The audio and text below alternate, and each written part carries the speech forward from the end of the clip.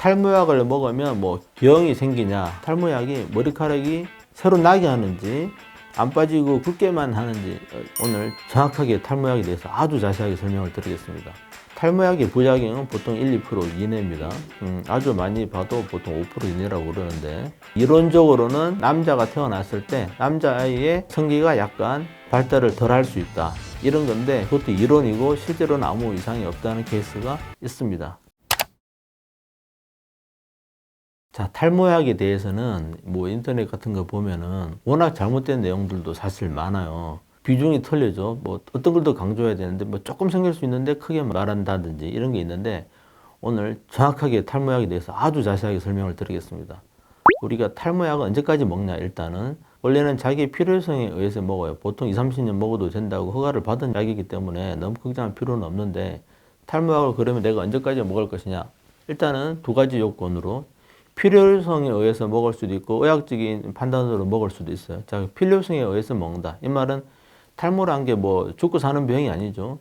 미용이죠, 쉽게 말하면. 그렇기 때문에 총각인 경우에 내가 결혼식 할 때까지는 좀 유지를 해야겠다, 이렇게 판단할 수도 있고, 또는 결혼해서 애가 태어나서 초등학교 졸업할 때까지는 내가 어느 정도 유지를 시켜야겠다, 이런 목적으로 또 할 수도 있어요. 이런 필요성에 의해서. 우리가 탈모약을 먹더라도 나이가 예를 들어서 8, 90이다.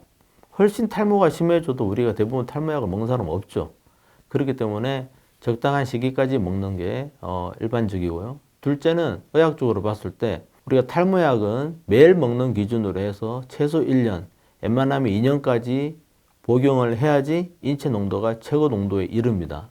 논문에도 정확하게 나와 있고요. 2년 이후에 계속 먹으면 더 이상 농도는 올라가지 않고 거의 평행을 이루어요. 1년까지 급속하게 올라가고 1년에서 2년까지 조금 더 올라갑니다. 이런 그래프가 있는데, 그래서 2년까지는 아무 생각 없이 비타민C 먹듯이 그냥 드시는 게 좋고, 매일 2년 후에는 계속 드셔도 되고 월수금 이렇게 하루 걸러서 드시는 것도 나쁘지 않다, 이렇게 되어 있습니다. 그리고 탈모약은 참고로 한 열흘 정도 안 드시면 한 절반 정도 빠지고요, 몸에서. 대부분 한 달 정도 안 드시면, 연속으로 안 드시면 몸에서 다 빠집니다. 이 말은 1년 반을 열심히 먹다가 가끔 뭐 하루씩 빠지는 거는 괜찮은데, 연속으로 한 달을 통째로 어떻게 안 먹었다, 해외여행을 가는데 탈모약을 안 가져가가지고 한 달을 통째로 안 먹었다, 그러면 다시 처음부터 2년을 채워야 되는 게 있습니다. 그렇기 때문에 탈모약을 드시는 분은 요 점을 조금 주의해 주시고, 그 다음에 여러분들이 궁금해 하시는 이제 부작용에 대해서 설명드리는데, 탈모약의 부작용은 보통 1, 2% 이내입니다. 아주 많이 봐도 보통 5% 이내라고 그러는데, 두통, 편두통, 관절통, 성욕감퇴, 성기능감퇴, 고환통, 여성형 유방, 우울증 뭐 이런 게 있습니다.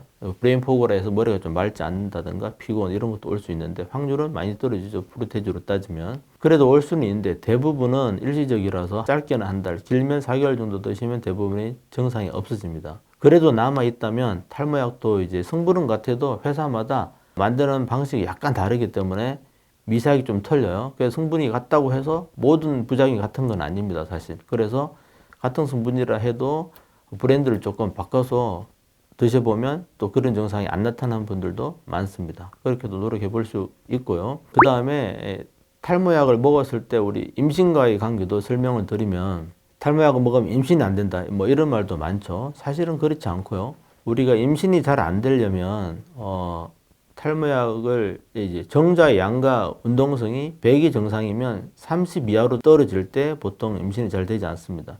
근데 탈모약은 정자 양과 운동성을 100이 정상이면 한 8, 90% 정도로 유지합니다. 10에서 20% 정도 떨어뜨리기 때문에 저희 환자분만 하더라도 전부 다 탈모약을 드시면서 전부 다 임신에 다 성공을 했고요. 불임의 정의는 정상적인 관계를 했을 때 1년간, 1년이 넘도록 우리가 임신이 안 될 때, 이게 불임의 정의인데, 만약에 그렇게 되면 정말로 탈모약을 끊든지 한번 시도해 볼 만합니다. 그리고 이제 탈모약을 먹으면 뭐 기형이 생기냐, 그때 걱정하는 분들이 많죠. 참고로 남자분이 아무리 많이 먹어도 정상 용량에 비해서 몇백 배를 먹어도 논문에 나와 있는 한 500배 정도로 되어 있습니다. 근데 그렇게 먹어도 관계했을 때 와이프 쪽으로 그 약이 넘어가지 않습니다. 그리고 뭐 사람을 대상으로 할 수 있는 실험은 아닌데 우연히 발견된 우리 논문을 보면 외국 케이스인데요. 한두 케이스가 있습니다.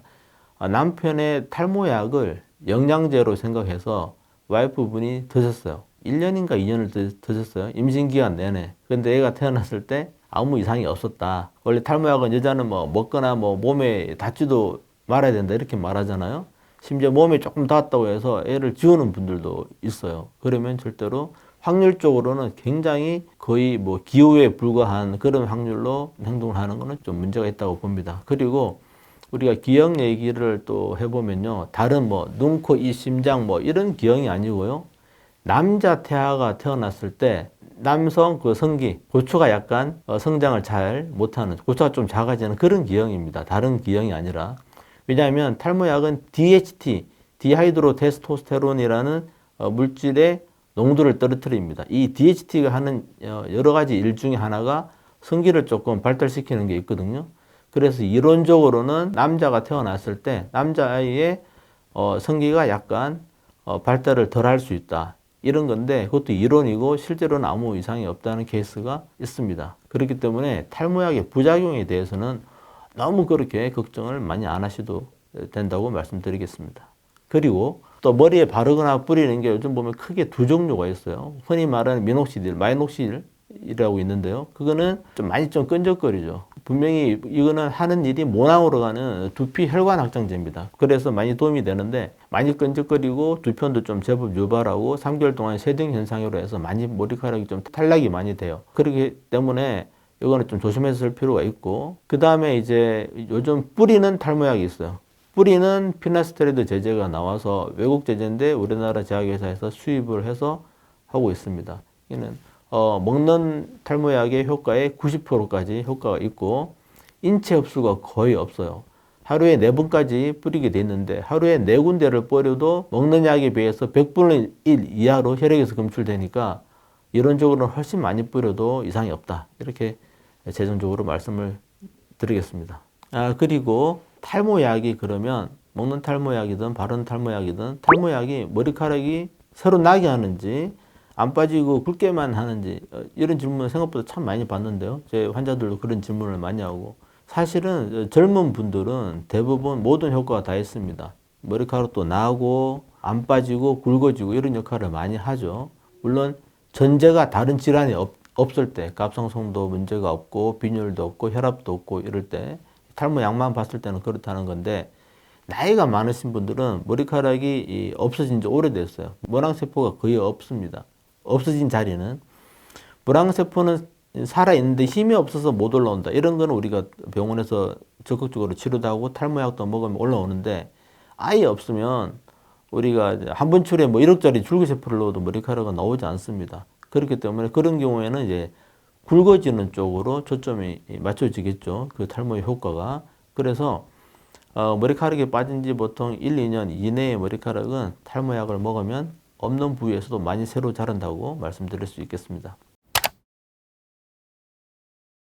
네, 원형 탈모는 일반 탈모랑 완전히 다른 질환입니다. 그래서 우리가 뭐 일반 탈모에 뭐 콩이 좋다 이래서 원형 탈모 환자들도 많이 먹고 있는데 그건 별로 좋은 게 아닙니다.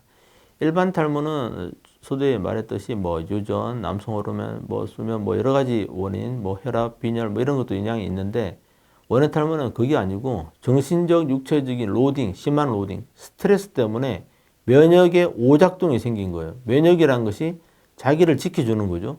근데 오작동이 생겨서 자기를 공격한 겁니다.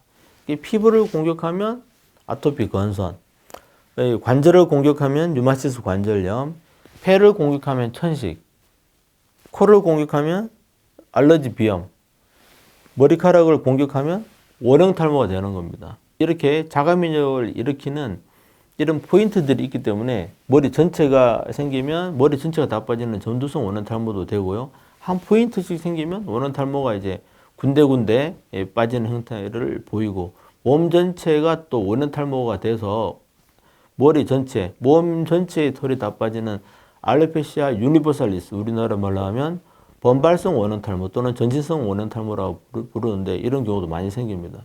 보통 이제 과잉 면역된 것을 우리가 떨어뜨리기 위해서 스테로이드라든가 면역제제 이런 걸 쓰는데 이런 부작용이 상당히 많기 때문에 최대한 안 쓰고도 치료할 수 있는 여러 가지 면역요법도 영양요법도 있기 때문에 그런 것도 많이 좀 알아보시고 아연 제제 같은 것도 많이 드시고 잠도 충분히 주무시고 이렇게 해야지 원형 탈모가 극복이 됩니다.